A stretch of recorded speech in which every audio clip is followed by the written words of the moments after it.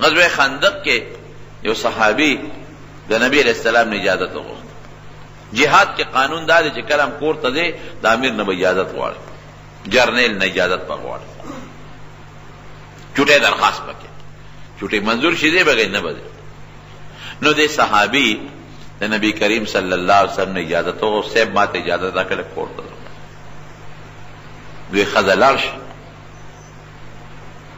ته د سره خو نه ده ځکه جنگ شروع دی نو یریږي او د دفاع به کوي سړی، نیزه ور سره دا کور ته روان شو. چې کور ته څنګه راغی اوس ښځه د دروازې نه بار ولاړه ده او داسې ولاړه ده چې لږ غوندې هغه پړونې بورقم نشته، دوپټه خو به خامخا وه خو داسې ولاړه ده. بس دې پې بدګمانه شو، وایي زه جهاد له تلم او ښځه مې په دا کوڅه کې چا ولاړه ده، کوڅه کې څه کوي او دا چاته ولاړه ده. بدګمانه شو، چې بدګمانه شو نیزه ورته نیغه کړه.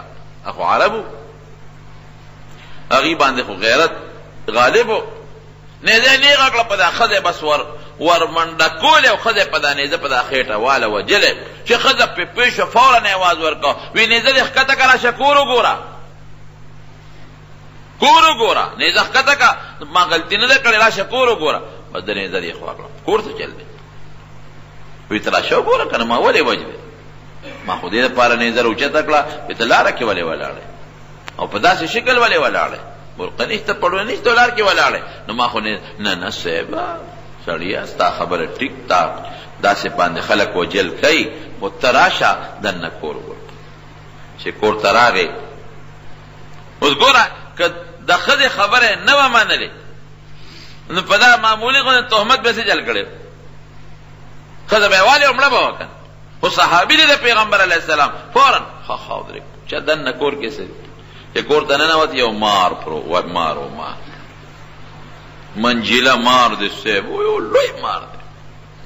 وی دغه مار نه راوتښتېده پرشېږي راته په دا کور کې کله کوټې ته او کله بار او لوی پرشېږي دنه تښتېدلی. بس تهمت ختم شو که نه شو. ګوره کاش قمقل او بېوقوف وي ښه بانې کې اوس کورس کې څه دي ودرېږه چې دی برابره خېټه ده له اوسوسېده. لیکن هغه صحابي و چې ښځې اله وې بس پوه شو مار پروت دا پکې اوس بله خبره ده چې مار پروت دی د سره خو نیزه وه بس نیزه یې راواغېسته او د مار په دا سر یې کېښود او زور یې ورکړه. چې زور یې ورکړه مار یو چغه وواله، یو حیدري چغه. دا ښځه وی په دې پوه نه شم چې د ما خاوند مخکې مړ شو او که مار مخکې مړ شو، دواړه مړه شو، مار هم مړ شو خاوند مې را پرېوته مړ شو. په دې پوه نه شم چې کوم یو مخکې مړ شو، یعنې دواړه یو ځای مړه شو. نبی کریم صلی الله علیه وسلم ته صاحب دا چلو شو. حضور پاک فرمایل مدینه منوره دا د پیریانو ځای دی، پیریان پکې اوسېږي څنګه چې انسانان اوسېږي پیریان اوسېږي. او پیریان ولې مدینې ته ډېر راځي؟ دې وجه نه چې د نبي علیه السلام امتیان چې څنګه انسانان دي پیریان هم څنګه چې انسانان دین زده کوي هم دین زده کوي، څنګه انسانانو کې صحابه دي پیریانو کې هم صحابه دي. نو مدینه منوره د کې جنات او پیریان ډېر زیات دي، تاسو کورونو کې موسیږي. نو مهرباني کوئ که چېرته مارم ولیده نو سمدستي پې غزار مه کوئ، یو دم پې ووایه د هغې دم نه بس که دې غیب نه شو نو بیا وجنه دم درته وایم. او بلکې عام حکم هم نبي علیه السلام وکړه چې کورونو کې څومره ماران تا ولیدل سمدستي به نه وجنې، کیدای شي دا پیری وي، یو دم پې ووایه که د دم نه پس غیب شو خو ډېره ښه ده او که غیب نه شو نه بیا یې وایي. ادم څه دی؟ ادم داسې پښتو کې به راته ویم، هغه عربي به تاسو یاده نه کړی شي، پښتو کې به راته ویم چې ای حیوانه مارا یا ای حیوانه د سلیمان علیه السلام او د نوح علیه السلام عهد در یادو که ته پیری نو غیبېږه. د سلیمان علیه السلام او د نوح علیه السلام عهد در یادوم که پیری نو غیبېږه ګنې وجنم دی. نو که دی غیب شو پیری وي نو غیب بشي، او که د هغې نه پس هم دی غیب نه شو نو بیا وجنه بیا تا ته که پیری وي او کار سي تا ته به ګناه نه. په هر کې زما وروڼو خبره مې دې پورې وکړله چې تهمت باندې به فوري فیصله نه کې، یو شی دی ولیده تحقیق ته به خبره رسې. یو سړي تلو منډه کې غلام غشته چې دا چانه غلام غشتنو دا مالک ته تاسو کې لکه د امرای خرڅه ویو وی پاکستان وی یو عیب دی پکې وی دا کار څنګه دی وی زبردست کار کوي خبرم منی کارم کوي امانتګر دی کنه دی بالکل امانتګرم دی د نوکر دا صفاتونه نو چې خیانت نه کوي امانتګر وي دوکه نه کوي فاسق فاجر نه خلک یې نو هغه چا چې خرڅون کې بایع او ته وی چې ډېر خط تکړه غلام دی ایسا ایپ پکې نشتا صرف یو ایپ پکې دی چې چغلی خور دی ګوره اوس خو خلک په لاره کاله کړل او دې مړه دا خو پټې نه خبره ده چغلی خوري خیر دی خو چې کار کوي او تکړی او نور بس امانت پکې ویو دا نور ګناه پکې نه ځکه غلام خو کور دنه بار خدمت کوي نه بس وی نور دا کار شین زمره دی خدا دا چې ګوره دا غدي دا سوته وي دا چغل خور وی دا دې سره براکاګ کوړته بوته غلام حق زبردست خدمت کوي چې دا کم سړی چغلی خوري دا عادت ته چانه نو دي لمش سړی شو دی خلکو ته په خدای قسم په جنازو کې وته مونږ برای رو پړسولې په جمعو کې متلس تړې شو په تقریرونو کې متلس تړې شو چې هر خدای ته وګوره چغلی مکوي د یو خبره یو تولل او د بل خبره بل تولل مکوي خدای دې نه څوک نه نوريږي خامخې کوي دغه بس خوان دین پته نشته ماته خو خوان به پکې وېسې څوک نه کوي خدمت کوي غزه بردست چغلی خوري پکې پرته ده هغه خوې خو پکې شتا نه ځل دې خزه لراغې دې نه کېلا خبره نه خیر دی وی خاون نه بل خزه خوخه کړی ده نه هغه خو د خاون ما سره سونه مینه ده او سونه محبت تا ته پته نشته وی بس نه کې ما ده ته ویوس باقی دی خوخه خپل ده ته نه ګوري چې دا کله مخکې رستو راځي او کله شپه بار او کله ورځ بار غریب په تجارت لا د نو خامخا شپه ورځ دخل کو باري ته نه ګوري ما ده ته ویوس باقی دی خوخه خپل ده خو بل خزه خوخه کړی ده نن دې کې سبا دی بل بندر باندې کوي خزه راولي نو چې خزه ته دی وي چې بل خزه کوم نو دا ډز ول ډېر دی خزه دا چې تزغمی چې بل خزه کوم بلې خزه خپکیږي نزغمی کنه که خزه می بل نزغمی او واقعي ځکه نزغمی چې سړو کې انصاف نشتا درې خزه او سلور خزه په شریعت کې منع نه دي خو د موږ خزه په دویمه خزه بند ځکه خپکیږي چې سړو کې انصاف نشتا سړی به انصاف نه کوي وی ښا تا ته پته روي ګوره نه کې اوس الموای مال کار مګوره تاسو سره خېګړه کوم الدته ویم نو تاسو اسه نه ګوري نیک تعالو نه او دې سره بس کو وی غمه مکو مال او چل راځي یو تعویزګر دې پاغي بدل تعویز بدلو کوم اوله به د بلې خزینه تور شي میرا خزه شابه زر کا واسه نه ګوري اشتیا بل خزر باندې ونکي ویناغه تعویز چې کوي نه بس تا د خاوند دې غری په وختو کوي مړی باندې چې دا کم ویخته ولاړې د غریب په ویختو باندې نو ښځه ورته وایي چې د خاوند د غریب ویختو سره څنګه وکړم دا د کم نه را پیدا کړم که بل څه شی وي دا خو اسانه خبره ده خو چې خاوند دې کله وده شي په کوټه کې نو چاړه راواله یا قینچي چاړه یو دوه ویخته ته په غلې غوندې را پرې کا او بس ما ابودي په بم پې نشي او مال براکه تعویزګر له یو سم او تعویز بو کې بلې خزینه بیاله تور شي زمونږ دا خلک هم ډېر ساده ګر اوس په ویختو تعویز دغه خبره څوک یې لکه تعویز دلکوم او د تورې چرګې په وینه دلکوم تورې چرګې ته اصل کې چل جوړ کړي تعویزګر تورې چرګې ته چل جوړ کړي تورې چرګې په وینه خو نجسه ده بدون کې وینه نو په وینه د خدای نوم لیکل جاز دي تعویز کې خدای نوم لیکل د حدیث یا آیت یا الفاظ لیکل د شریعت نو دا په وینه لیکل کېږي دا ګناه ده ناجایز ده هغه خزي غریب وي چې زدا ودشي دا چل وو التلال نیک لخاون له خبره ته چل نیک یو خبره تا کوم خو ګوره زنه کوم د تما بیات کې نه وایه څه چل دی، نه ګورې که زه دې یاد کړم ګورې ما له به غم وګورې بیا، نه تا ولې یادو، ستا د خیر خبره ده. څنګه وی ښځې د چا سره تعلق جوړ کړی دی او نن دی که سبا دی وجنې دی، بېغمه کوي دی. دا دې څه وویه خو زما ډېره نیکه ښځه ده او ما سره ډېر ښه محبت، بس وی ما پې کړې. دا دې څه وویې ځکه نه وی ته خیر دی چې کور ته لاړ شئ او کله وده شي په خوب کې به دی لالی پرېږدې دی نه، نو لږ بیدار خوب وکړه یو شپه دوه پته به راته ولګي. اوس به سره څه کې وګورې نیکه چې ما یاد نه کې چې دا څوک درته دا وایي چې یو خبره ته کوم خو ما به نه یادې، دا پالیفلام و شیطان دی،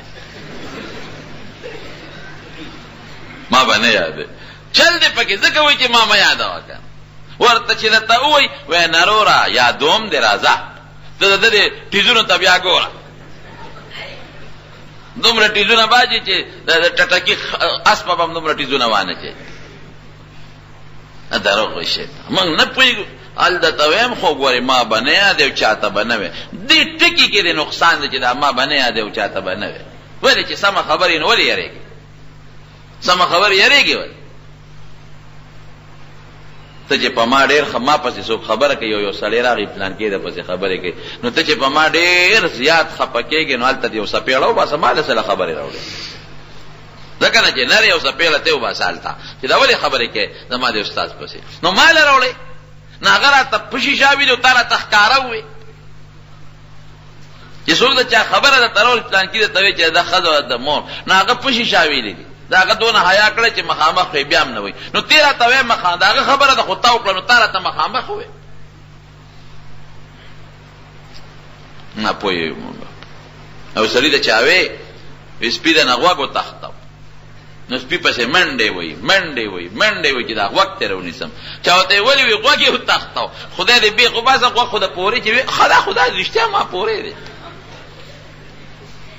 نو لږ سوچ وکړه چې واقعي غوږ یې درنه وړی دی او کاسې ورپسې منډې وې نو موږ خلک سوچ رستو کوو کار مخکې کوو شریعت خلاف شده سوچ په مخکې کې کار به رستو کې سوچ وکړه رستو فیصله کوه صلاح کا مسئلہ تو رستو فیصله کوه نه موږ ډز مخکې ورکو سوچونه رستو کوو بیا پې ستومانه یو مسلمان باندې بدګماني اوس ګوره دې آسان علاج سو چې ښځې ته دا خبره کړې وه او دې نوکر ته یې ودرېږه او خاوند ته یې وي چې دې خو ما ته دا خبره کوي چا سره دې یارانه جوړه کړې کومه ښځه کې په ما کې څه چل دی بس پته به لګېدلې وه او چې خاوند ته دا خبره کړې وه چې ښځه دې بل چا سره تعلق دی او کله کې د مټه نیولې چې راشه سړی ما ته وښه چې زما په کور راځي زما ښځې سره تعلق ساتي هم وجنم او دا ښځه هم وجنم او لږ معمولي تحقیق ته تا به د مرۍ لیدلي چې څونه ټیزونه بیا چول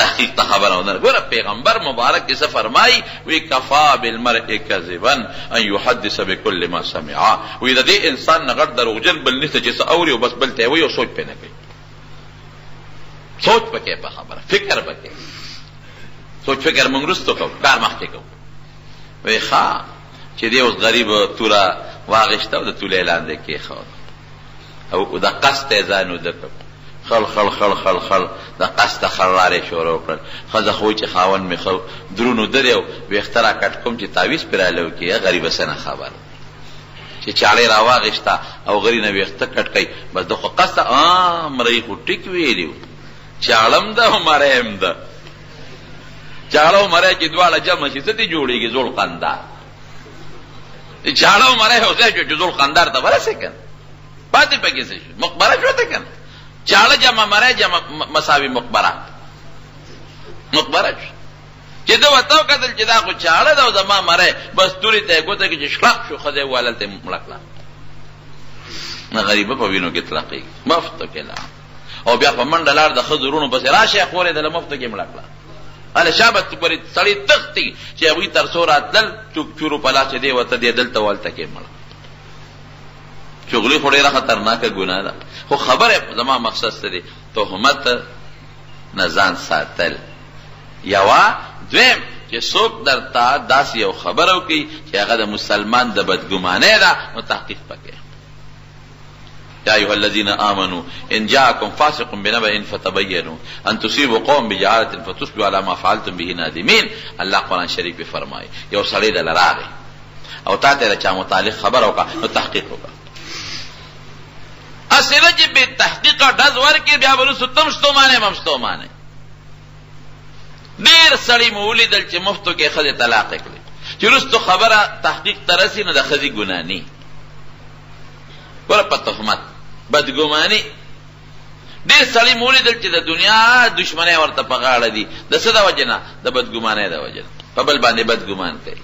رستو چې پتاو لګي خلک ویل کې اسم نو اسم نو.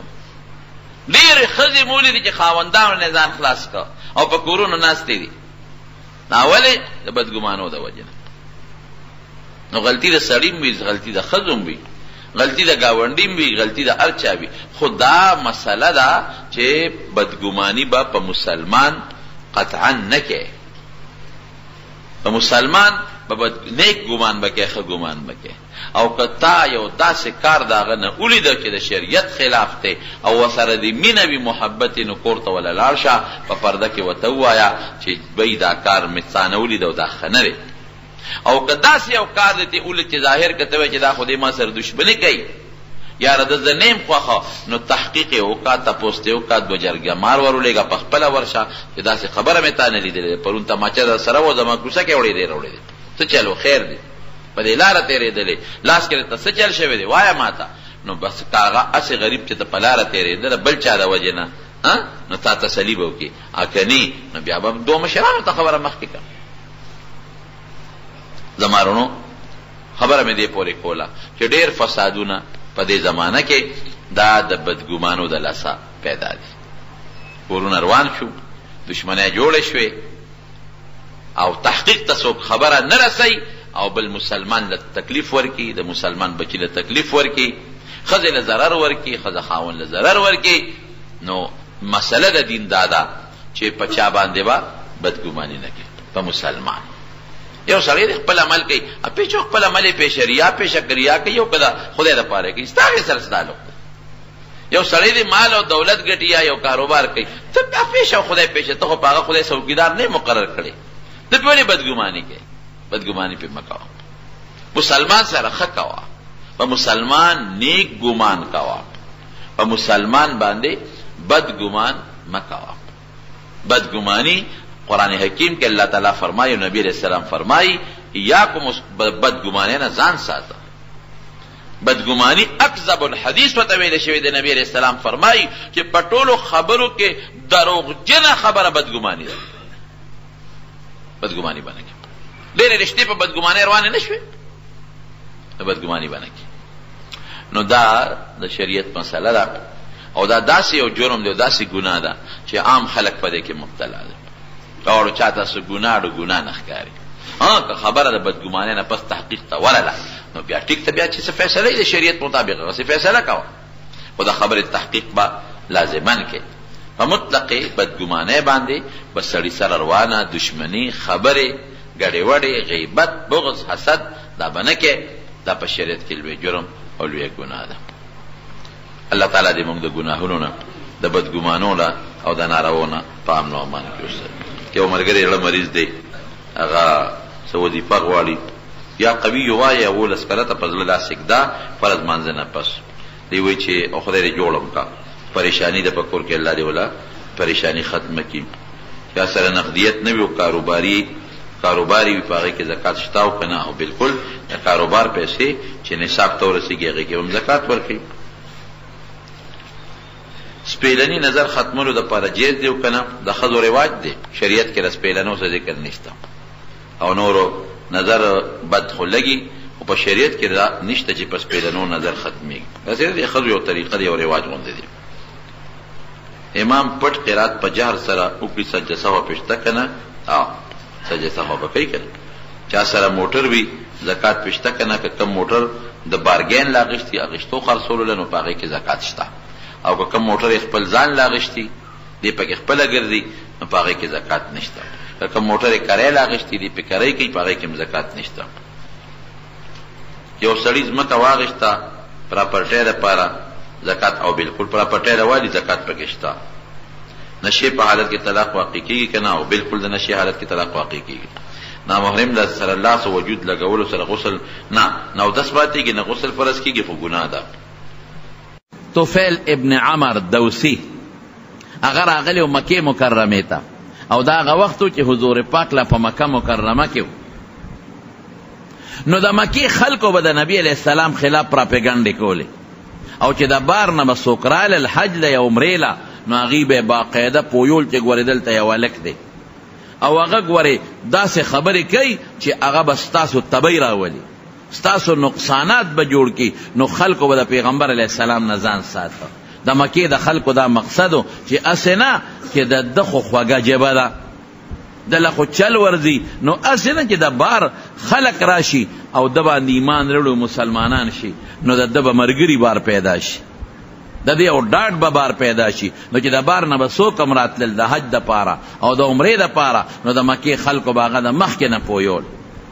نو دا طفیل ابن عمر وی چې د مکې ته رالم د مکې خلکو ما ته وی چې ګورې ته خو د قوم بشرې او ډېر هوښیار او زمونږ په دې کلي کې یو هلک پیدا شوی دی چې د هغه نوم محمد دی صلی الله علیه وسلم او هغه دومره خطرناک انسان دی عیاذا بالله چې زمونږ په کلي کې کور په کور دشمنۍ جوړې کړې پلار د زوی سره په جګړه رور د رور سره په جګړه ښځه د خاوند سره په جګړه خاوند د ښځې سره په جګړه ډېر لوی جادو دی ورسره او ډېر زیات د ژبې نه خوږ دی او داسې جادوګر دی چې که د ده خبره تا واورېده په تا به هم دا اثر کړي او که په ته اثر وکړو نو ښځې سره به په جګړه وي زامنو سره به په جګړه وي رونو سره به په جګړه وي ټول قوم کې به په جګړه وي. مونږ له لوی کار کتلی دی زمونږ خدایانو پسې کنځل کوي زمونږ زور دین چې دی هغې ته سپکې سپورې وی. نو طفیل ابن عمر وی دونه زه د حضور پاک نه ویرولم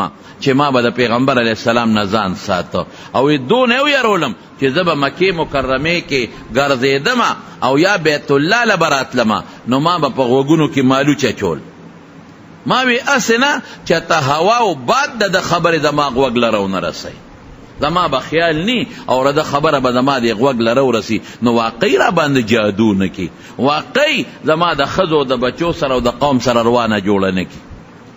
دا مې وی بس سوچو یو ځل حضور پاک د بیت الله سره خوا کې مونځ کاو وی ما ته دې اړوي چې طفیله دا خلق خو تا ته وی په ده خو تا په ده بدګمانه کړی خو زه خو هوښیار سړی قمقل خو نه او د شاعر مو زه خو شاعر یم زه خو په دنیا ګرځېدلی یم ما ته خو د قوم خلق خپل مشر وی نو زه دا خلق ما ولې دوکه کوي زه لیونی خو نه یم ورېږه دا خبرې اورم چې دې څه وی نو که غلطی په غلطه زه پوهېږم زه ماشوم نیم لیونی نیم او که ښه وي هم به پوه شم هسې نه چې د دې کلیوالو هسې د سره روانئ او خلق پې بدګمانه کوي. نو ما د غوږونو نه مالوچ وویستل او پیغمبر علیه السلام د بیت الله خوا کې ولاړ او د قرآن شریف تلاوت یې کو نو مې یو څو خبرې واورېدې د قرآن شریف یو څو ټکي مې واورېدل چې مې واورېدل بس زما لکه یو ټکه پرېوته ما وی دا خبرې خو دروغ خبرې نه دي زه خو شاعر یم شاعران شعرونه پیژني دا خو شعر نه دی دا خو جادو نه دی دا خو کهانت نه دی دا خو علم نجوم نه دی دا خو ډېرې هوښیارې خبرې دي دا خو پړه کې رڼا پیدا کوي وی بس خدای پاک مې زړه رسول الله مبارک ته راواړو او پوه شوم چې د مکې دا خلک د هسې بېسا مخالف دي او دشمنان دي او خلک پې بدګمانه کوي وی چې حضور پاک سینګ د مانځه نه سلام وګرځو او روان شو نو زه م ورپسې رو روان شوم چې دا خلک را باندې پوه نه شي هغه ته د ورپسې تلم ته یو کور ته ننوت ما وی زه در ننوځم اجازت غواړم زما طفیل نوم دی د عمر زویم د دوس قبیلې وی راځه وی چې ورننوتم نو ما دا ټولې خبرې حضور پاک ته په هغه ځای وکړې چې صاحب تا باندې خو د مکې خلکو دونه زه بدګمانه کړم چې ما به غوږ کې مالوچې ښودل چې چېرته باد سیلی ستا خبره زما غوږ لره ونه رسئ او په ما څه چلو نه شي خو ستا خبرې مالته یو څو ټکي واورېدل نو ما وی چې دا خو هوښیارې خبرې دي نو تا نه زه یو څو تپوسونه کوم ما ته یو څو خبرې وکړه وی رسول الله مبارک ما ته یو دوه ټکي خبرې وکړې یوې دا ووې چې ګوره دا د مکې خلک دي دا په خپله روغ نه دي زه د دوی نه یو څیز غواړم او هغه دا چې خدای یو د شریک نه لري طفیل ته خو خیارې، ته خو قابلې، ته خو د قوم مشرې، کم کاڼه چې ته په خپل لاس اوتراشې دا زوی در کولی شي؟ دا د تکلیف نه تا خلاصولی شي؟ دا جون در کولی شي؟ دا ستا دعا اوري؟ دا ستا چغې اوري؟ نو په خپلو لاسو بوت جوړ کې او بیا وې دا زوی را کوي، او دا بوت چې دی دا راله مال را کوي، او دا د باران خدای دی، او دا د صحت خدای دی، دی روغ صحت ورکوي. نو دا عقلمنده خبره ده. زه وایم رب هغه دی چې د دې ټولو اسمانونو ځمکو او د دې کائناتو خالق او مالک دی. زما دا خبره. زه وایم رب هغه څوک دی چې مونږ یې پیدا کړي یو، او د دې کاڼو نه چې دوی کوم بوتان جوړ کړي دام هغه ذات پیدا کړي دي. زه وایم رب هغه دی چې عزت او ذلت، ژوند او مرګ، صحت او بیماری، بچي او کونټوب او شنټوب د هغه ذات په اختیار کې دی. دویم ورته څه ویمه؟ دویم ورته دا ویمه چې زه الله پیغمبر را لېږلی یم. نو پیغمبري دا مطلب نه دی چې دینه د مال غواړم، دا مطلب نه دی چې دینه د بادشاهي غواړم، دا مطلب نه دی چې دینه د ښځې غواړم، دا مطلب نه دی چې دې ته چې زما تابعدار جوړ شي. څنګه تابعدار؟ چې ماله به پیسې راکوې، ماله دولت به راکوې، ما به خپل گورنر او ما به خپل صدر او وزیر اعظم لګڼې. دا نه. زه یم چې زه د الله پیغمبر یم، نو چې الله ما ته کومې خبرې ښیي زه به هغه تاسو ته بیانوم، هغه ومنئ. کور ته نه غواړم، مشري ته نه غواړم، دوی پیشه او مشري یې پیشه، گورنری او بادشاهي ته نه غواړم، دوی پیشه او هغه پیشه، صرف دا ته غواړم چې ما ته الله سوی دوی ته وښیمه او هغه دوی ومني. وی ما ورته وی چې یو څو ټکي نور. نو رسول الله مبارک ما ته د قرآن شریف لږ تلاوت وکړ. زما وروڼو چې تلاوت مې او د قرآن شریف مې او ژبه د حضور پاک مبارکي هغه څونه مزېدارې چې د قرآن شریف یو څو ټکي ما ته واورول، باز زه پوه شوم. ما وی په ټوله دنیا ګرځېدلی یم، بادشاهانو سره مې خبرې شوي دي، هوښیارانو سره مې خبرې شوي دي، هر مجلس مې کتلی او لیدلی دی، خو قسم په الله چې دا تاسو وې دا د انسان خبرې نه دي، دا ستا نه دي، دا خبرې دا د بل ذات دي، دا د رب العالمین خبرې دي، دا ستا نه دي. دا تا چې څه وې د هوښیارې خبرې دي، او دا تا چې څه وې د انصاف خبرې دي، دا د انصاف خبرې دي.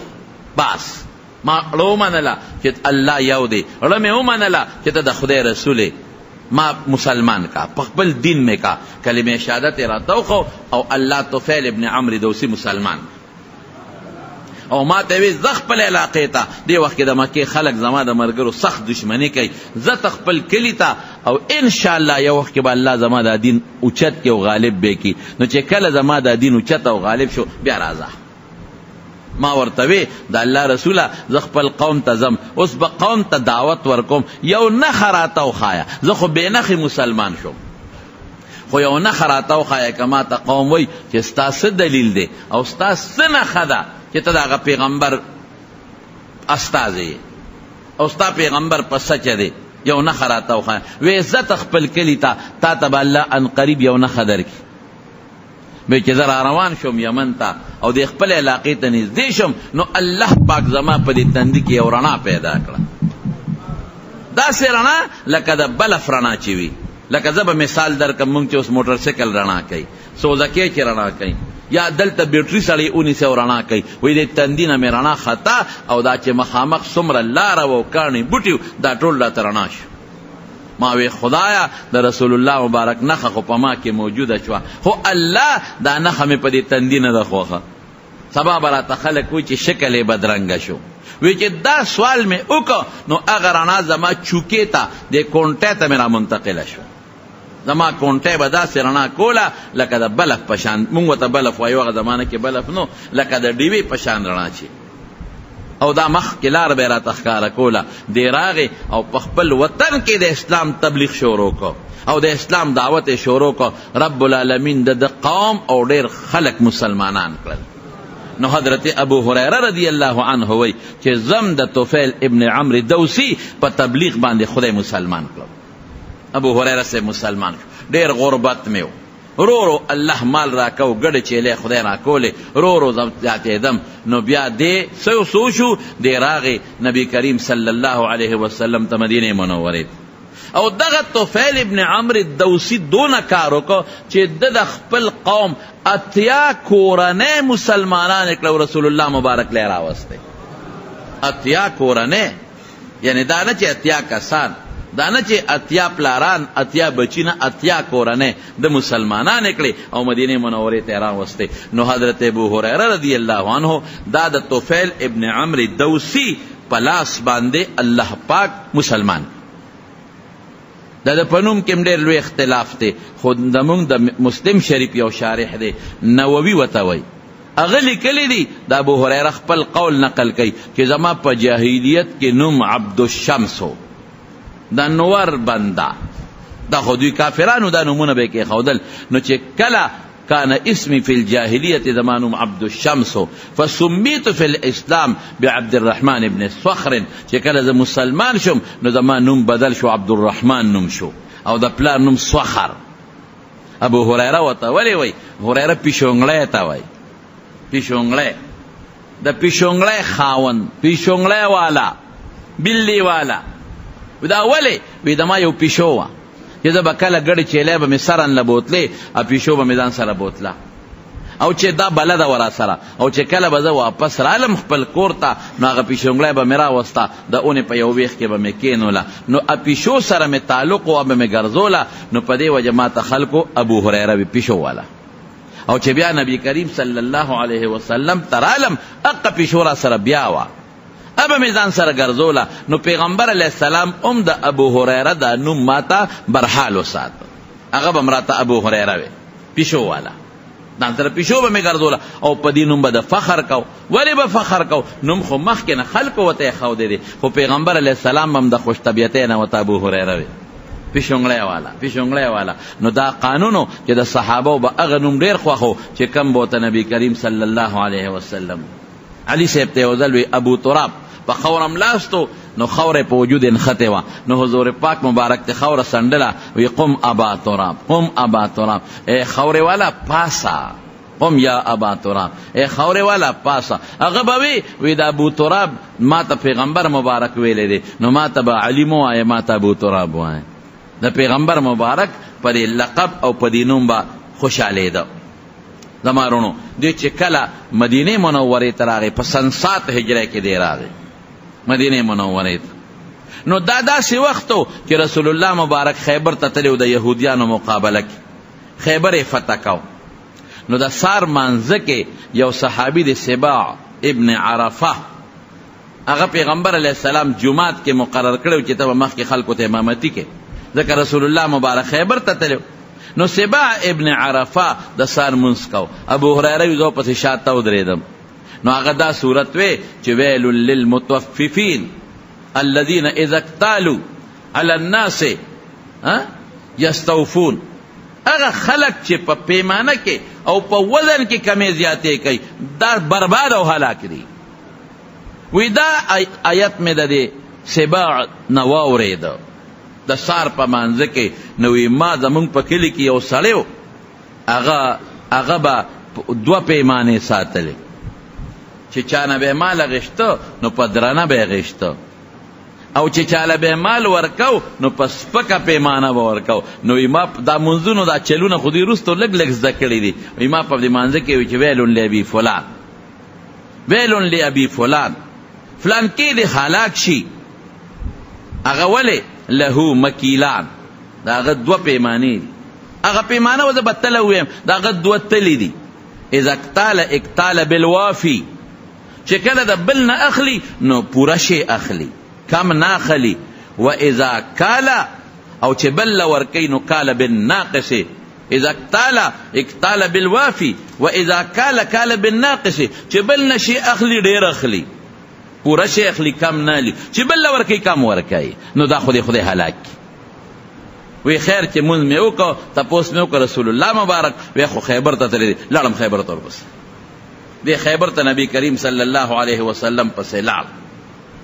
دغه وخت کې چې دی مدینې منورې ته راته، دی د 13 کالو، د 30 سال عمر و، او په لاره باندې یو غلام و. ما خو تاسو ته وایي چې مخکې غریب و، بیا ولا خدای مال او دولت او ګډې چیلې هم ورکړي. یو غلام ورانه خدای روک کړ، په لاره روک شو. وی په غلام هم خپه وم چې روک شو، رانه ګډ وډ شو، خدای وتښتېده که څه شو. خو په دې خوشحاله یم چې نبي کریم صلی الله علیه وسلم له خدای راوستو.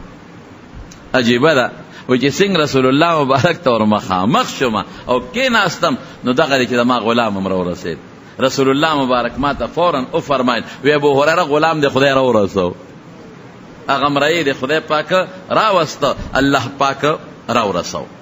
زما رونو دی به کوم ځای اوسېده، نه کورو نه ښځه وه دغه وخت کې، نه بچیو. نو پیغمبر علیه السلام په جومات کې د خپلو طالبانو دپاره یو چبوتره جوړه کړې او د دې چبوترې د پاسه چت نو سپرو څانګې وې. په دې کې به صحابه ناستو او د حضور پاک مبارک نه به حدیث اورېدل، قرآن به یادو او د قرآن په معنا به د رسول الله مبارک نه ځان پویو په هغه چبوتره کې. او څنګه ژوند یې تېر کړی دی، ځکه نه کور شته نه پټی شته، لوږې تندو سره غریب مخ و، اوږې تږې ژوند به یې تېراو. دی په خپله وایي دې نه خبره معلومه کې یو ځل د رسول الله مبارک د وفات نه پس ناست دی او یو قیمتي رومال دی ورسره، په هغه رومال پوزه پاکوي. نو فورا یو خبره را یاده شوه، وایي بخ بخ، واه واه، ابو هریره نن په یو قیمتي رومال پوزه پاکوي. وی هغه وخت مې را یاد شو چې زه به د رسول الله مبارک د منبر او د کوټې په منځ کې د بیبي عایشې د کوټې په منځ کې پروتم او بېهوشه به خلکو به زما سر له لتې ورکولې. وی ابو هریره مرګي پې راغلی دی، ابو هریره لیونی دی، ابو هریره دماغ خراب شوی دی. نو چې اوس هم څوک داسې ګډوډي نو خلک یې سر له لته ورکوي، شاټونه وله ورکوي. نو دې سر له براله خلکو لتې راکولې چې لیونی دی. وی زما قسم په خدای که زه به لیونی ومه، وی د لوږې د لاسه بېهوشه به پروت، دومره لوږه به په ما راله. او وی د لوږې د لاسه به چې زما په خېټه دړ شو نو خېټه مې به په یو غونډی کېښوده په یو ځمکه په اوچته او ما به دې خېټې له زور ورکاو. وی یو ځل ډېر زیات اوږې شوم. وی د جومات نه بار راووتم، په هغه لار کې کېناستم چې د جومات نه پې عام خلک وتل. وی حضرت ابوبکر صدیق رضی الله عنه راغی، وی ما ته د قرآن شریف د یو آیت تپوس وکړ. وی ما له د هغه نه هغه آیت ښه یاد و، ښه راته معلوم و، خو په دې وجه ته ما تپوس وکړ چې دی به ما کور ته بوځي، ما ته به وګوري، ما به وویني او وی به چې آیت خو څوک په لارو کې نه ښایي، راځه کور ته دې بوځم. نو یو نوړی روټۍ به راباندې وکړو. خو چې ما ته تپوس وکړ وی ابوبکر غلی تېر شو، هېڅ یې راته ونه وی، ځکه هغه کره څه ونه. وی لږ ساعت پس ته عمر فاروق رضی الله عنه راغی، وی ما ورته دې آیت تپوس وکړ، وی ښه راته، خو لږ کې مې دا وه چې دی به ما ته وګوري نو دی به ما بوځي کور ته روټۍ به راباندې وکړي. وی امن اختیر شو، اډو غږ یې ما ته ونه کړ. څه وکروونه صحابو به سوال نه کو، د سوال نه رسول الله مبارک صحابه منې کړي. اوږې تږې ژوند به تېروی خو چاته به لاس نه نیسئ. سوال ډېر سخته ګناه ده. رسول الله مبارک فرمایي چې څوک د خلکو نه سوال کوي او مال پې ځان له زیاتوي نو د قیامت په ورځ به د په دې مخ کې غوښه ني تشه ډوکې به وي، تشه ډوکې به وي، دقسې ذلیله به وي. او نبي علیه السلام فرمایي قسم خوري قسم، وی په سوال مال ډېرېږي نه. نن سبا ټول خلک لګیا دي سوالونه، ښځې لګیا دي په بازارونو کې سوال کوي، مشران سړي لګیا دي تسبیح به رېستي د ریاکارۍ دپاره لاس کې به یې نیولي سوال به کوي. تسبیح خلکو ته څه لخی، څوک د قرآن شریف تلاوت کوي سوال کوي، څوک نعتونه وایي سوال پې کوي. ماشومان دا بچي دا لګیا دي چا سوال کوي، موټر شیشه به پاکوي، که ته مه پاکوه وی یو 10 روپۍ خوراک د سوال لپاره ګرځي، پیغلې جنکۍ ګرځي او سوالونه کوي. بلکې یو ځل پینډۍ کې روان وم اسلام آباد ته تلم د پینډۍ په روډ باندې، نو هلته اجلاګان لګي او خلکو نه سوال کو د دنیا. ما خلکو ته مې دا ښځې څه کوي هغه ډېری ورته مې وي. یو ملګري ما سره و، دا ښځې دي او خشته جامې او ځان یې ډولې کړو، وایي دا ښځې نه دي دا اجلاګان دي. دا مې څه کوي، وایي دا په دې موټر والا نه سوال کوي، لګیا دي پیسې غواړي. په مکه مکرمه کې سوالګري ګرځي، په طواف کې سوالګري ګرځي او د خلکو نه سوال کوي. ډېر لوی جرم دی، ډېر لوی جرم، ډېر لوی ظلم دی او ډېر لوی زیاتې دی. نو صحابه پیغمبر علیه السلام منې کړي چې سوال به نه کوي. نو سوال نه کوي، ما ته قرآن شریف آیات ښایه، مرګري او که مرګري ته مرګري هم وایي چې هلکه وږیم ډوډۍ را باندې وخوره، دا هغه مضموم سوال نه دی، دا ګناه نه ده. مرګري دې ته التماس وایي، مرګري د مرګري نه غوښتي شي، دوست ته ویلی شي چې هلکه یو نوړی روټۍ را باندې وخوره. ورشه یو ګلاس شربت را باندې اوس کا زه تګیم ډېر زیاته شربت ته مې زړه شوی دی. دا سوال نه دی، لیکن صحابه به داسې نه کول. وی دی کې نبی کریم صلی الله علیه وسلم راغی. وی چې راغی زه ولیدم په خپله. وی ما ته ابو هریره مې او د الله رسوله وی راځه ما پسې راځه. رسول الله مبارک مخکې زه پسې یو بیبي کره رسول الله مبارک ام المؤمنین خپلې بیبي کره ننوت. چې ننوته هغې نه یې تپوس وکړه د خوراک څه شته؟ هغې وی او ستا یو ګاونډی دله جامپې رالیږلي د لرګي کانډولو د لرګي کونډی ورته پخوا دې خلکو به وي یو جامپې دی. یاره له مې خوشحاله شو چې ځکه خیر پوره خو به پې کار ونه شي خو نیم به حضور پاک اوس کي نیم خو به ماله راکړي. وایي ما ته ورشه ابو هریره د صفې طالبانو ته آواز که. له مې خفه شو څه مې ویلی نه شو ځکه د حضور پاک خبره منل لازمي دي. لیکن لکه ګیله من شوم چې الله رسوله وږې زه یم او دا د صفې خو او یو نه واله 300 پورې کسان دي کم از کم او یا او آخري تعداد 300. نو دا چې راشي دا یو جام به د هغې څه شي. او د پیغمبر مبارک خوی مې راته معلومو چې څوک تقسیم کوي هغه اخر کې اس کی. نو ما ته پته و چې تقسیم به په ما کوي چې په ما کوي یو ګوټ پم پاتې نشي. وی خلک ټول کېناستل. وی ما ته شروع کوه. وی شروع مې وکړه یو لا هغه به وسکل بل لا او اواز به پکې دا کو چې په مړس کې زما چې خبره ده مړې شوه خو یقین نه لري که ابو هریره ته پکې ګوټ هم پاتې شي. هغه نه پاتې شو بل لا ورکوه هغه بس کلی بل او چې 3 وسکل او پاتې کېدل پوه شوم چې دا معجزه د حضور پاک مبارک. وی ټولو اوسکل اخره کې جام مې راواغې چې رسول الله مبارک له مې ورکړه. وی جام یې داسې په دې لاس کې ونیو. وی ما ته ابو هریره یو زه پاتې یم یو ته پاتې واله اوسکه. وی ما پې خوله کېښوده پی مې وسکل. وی ما ته وی اشرب اسکا. وی نور مې مسکل. وی ما ته وی اشرب ما اسکا موړو مخو بیا د حضور پاک د خولې خبره وه بیا مې پې خوله کېښوده نور مې مسکل. وی بیا ما ته وی اشرب نور مسکا. مې وی والله لا اجد له مسلکا قسم په خدای که یو لاره شته چې پکې ور واچو.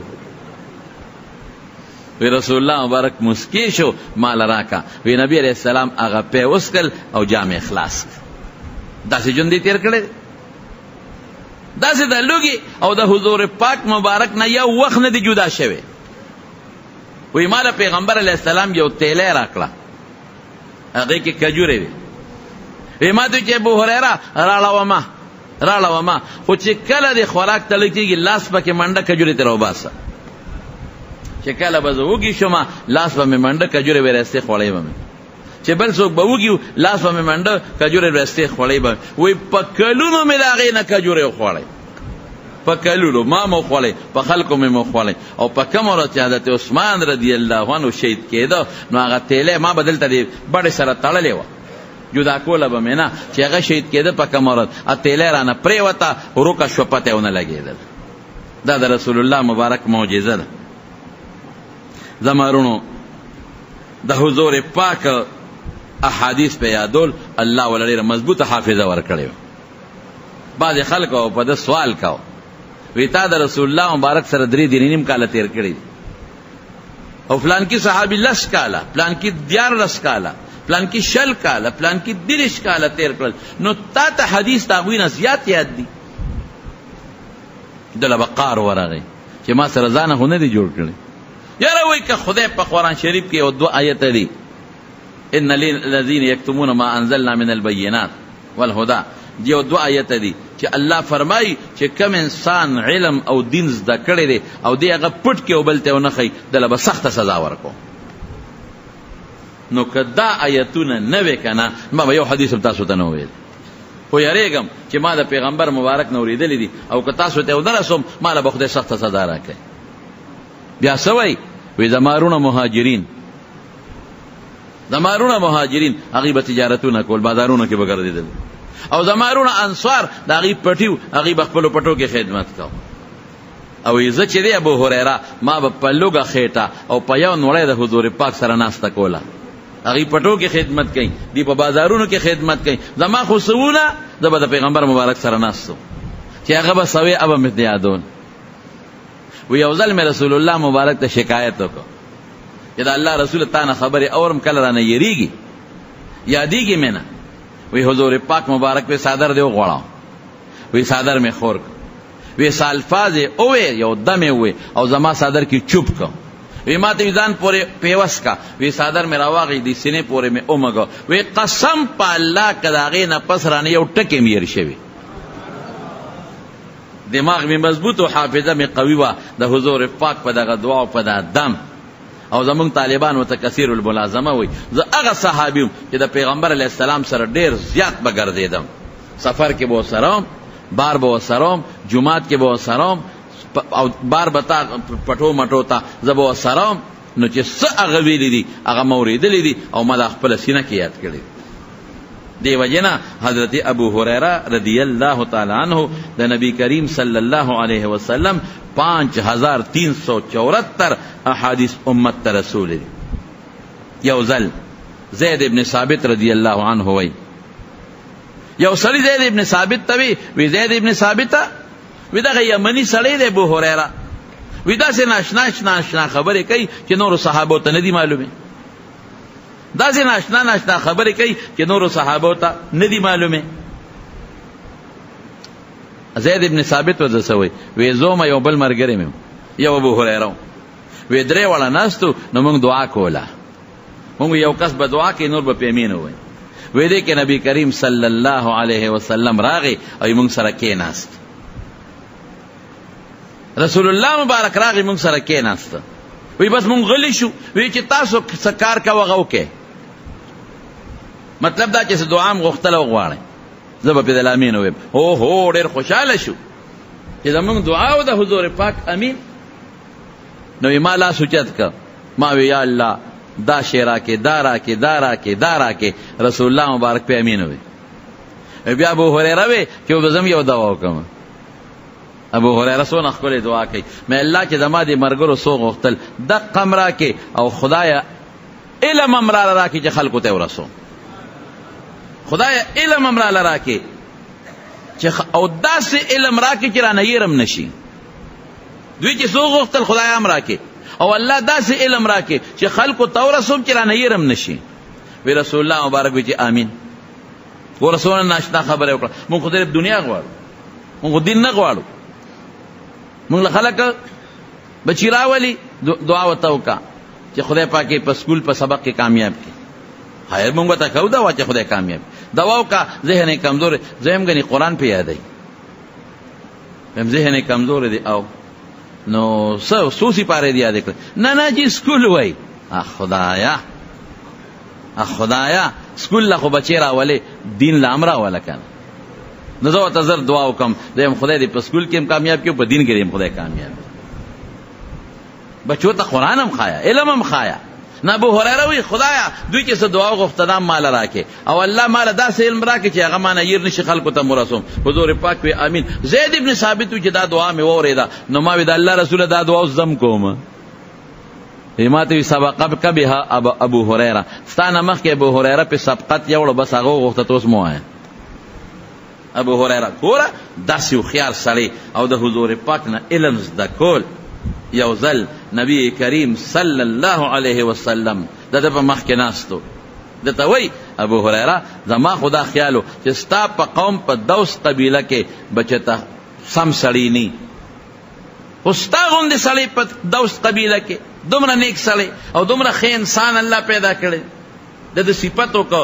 نبی کریم صلی الله علیه وسلم دمرونو حضرت طلحه ابن عبید الله دا په 10 مبشرو کې او دا هغه کسو چې په جنگ احد کې لاس به غشو ته تورو تنیو او د پیغمبر علی السلام حفاظت په وکړو طلحه الخير وتا رسول الله مبارک ویلو هغه نام چې وسړی ته پوسوک یاره یو یمنی سړی دی او داسې خبرې کوي چې هغه مزه نور صحابو نه نورو یو ټیک وای د پیغمبر علی السلام نه یو وخت نه دی جدا شوی د رسول الله مبارک نه هغه خبره اوریدلې دي چې هغه ته موږ نه دی اوریدلې او حضرت ابو ایوب انصاری رضی الله عنه او عبد الله ابن عمر رضی الله عنه اغینا هم خلق تپوسونه کول ابو ایوب انصاری هغه کس چې پیغمبر علی السلام لومبره د میلماو یاره مون خدا سي خبر استاسو نه نورو کم چې د ابو هريره نه اورو ناشنا حدیث وای هغه بوته وی دا بالکل ټیک وای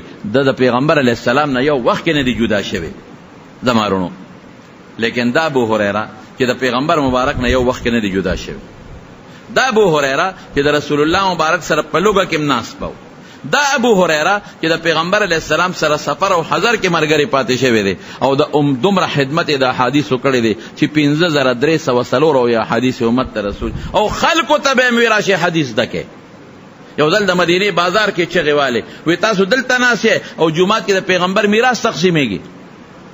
نو میراث خلک دی مال ته وای خلکو راغر واله چرال جمعات کې خو ابو هريره مال کم نه چې تقسیمېږي. وې دا حدیث چې خود لیکيږي دا د پیغمبر میراث. دا دین او علم چې خود لیکيږي دا د پیغمبر میراث دی. سره د دین زمارونو چې دومره لوی سړی، دومره د پیغمبر مبارک شاګرد، دومره لوی شیخ الحدیث، دومره لوی محدث، دومره د پیغمبر سره خاص تړلې مرګره، لیکن چې کوم وخت کې مري نو مروان د مدینه گورنر دی تاسو سره مروان. نو مروان ورته وی ابو هريره څنګه؟ آها ابو هريره څنګه؟ نه ابو هريره په چغو په سلګو په جړا شو. امیر المؤمنین مروان بادشاہ امیر المؤمنین سفر ډیر اوږد دی او سامان کم دی. واقعي زمارونو ډیره د عبرت خبره. یو سړی 4 سدی ته ځي نو ځان سره چې 60 روپۍ مروړي نو کاری پکېږي، لس یو طرف نه لس بل طرف، یا یو 50 به یو ځان له چولې خو به سل به یو سیده 200 به یو سیده په خبر ته یو 1500 یو سی یو 1000 روپۍ یو سی او چې لک پنده ته زیاتې وړي او چې کراچۍ ته ځي هغه نه زیاتې وړي او چې دوبه ته ځي زیاتې وړي. لیکن دا بیا بم لس کاله پس واپس چې 3 کاله پس 15 کاله پس یو کال پس شپېله به واپس راشي د پنده نه. لیکن د مرګ په سفر چې څوک ورغلي د رښتیا وای بیا راغلي، لیکن موږ هغه سامان ځان ته تیار نه. دنیا له چې څنګه سامان تیارو نو پکار دی چې موږ آخرت لام سامان تیار کو کړ. نو ابو هريره وت جړه باندې شو او ورته سوي وی امیر المؤمنین مروان سفر ډیر وګد دی او سامان ډیر کم دی. او په دغه جړه کې د حضرت ابو هريره رضی الله عنه نه روح قبض شو، وفات شو او جنازه په چا کړی دا ولید ابن عقبه. هغه په جنازه وکړه او د مدینه منوره په قبرستان کې جنت البقیع کې وته وای کم کې چې 10,000 صحابه کرام دفن دي هغه کې دی دفن شو. 57 یا 58 هجری کې دی وفات شوه دی او اته او یا کال د عمر د حضرت ابو هريره رضی الله تعالی عنه. نو دا مې صرف تاسو ته د احادیث مبارک او د رسول الله مبارک ذکر کو چې ډېر خلک په دې زمانه کې وایي حدیث ته څه ضرورت دی. نه، حدیث ته چې څوک کوئی څه ضرورت دی دا د اسلام نه خارج، دا د سر نه مسلمان نه دی. حدیث خو د پیغمبر خبرې دي، د پیغمبر کارونه دي. رسول الله مبارک مخکې چې چا یو مسلمان یو کار کړی دی په چپ پاتې شوی تقاریر وته دا د حضور پاک او دینه بغیر ته نه په قرآن پوهېږي او بې د دینه ته قرآن پېژندلی نه شي او نه به قرآن ومانې. مونږ قرآن منو د پیغمبر د خبرې د وجې نه چې هغه وي دا قرآن دی مونږ یې منو. د مارونو دغه رنګې احادیث مبارک رسول الله مبارک فرمایي یو دعا کوي ندور الله امرأ، هغه انسان دی خدای خوشحاله کی تر او تازه خوشاله الله دې هغه انسان خوشاله کی سمع مقالتی چې دما یو حدیث وورید، دما یو خبره اوریدله او هغه یاد کړه په داسینه کې او چې څنګه اوریدله د اقص امت ته رسول.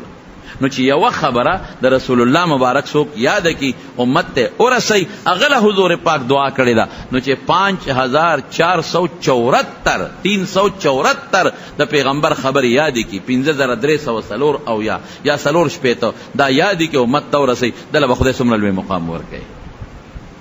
نو دا د پیغمبر علیه السلام لوی محدث، لوی شیخ الحدیث او د حضور پاک د حدیثو خدمت کړي. ورونو تاسو هم داسې کوئ څوک چې اردو باندې پوهېږي د حدیثو کتابونه واله او غیبا ځان پوهېږي اخبار مونږ الو، مونږه رسالې اخلو، مونږ لګیایو په فیسبوکونو باندې ځان لړستړی کو، لیکن د مولیانو پسې مونږ سپکې وایو او کنزل کو. نو حدیث خو ته مولیان خی نو بیا به حدیث وپېژنې. داسې دور راغی، داسې زیاتې راغی، داسې دور راغی حیران بشي پې. ما ته نن په ټلیفون یو سړي خبره وکړه د اوټونو متعلق خبر وا پښلق دی ولګي هغه ته نه وایم. وی ما یو سړی ته وی چې لکه ګوره دا فلان کې خبره مکوا او د ایمان نه بخلاص شي. دا څه خبره په دې اوټونو کې وکړه د ایمان، وی ایمان بخپل کار کوي.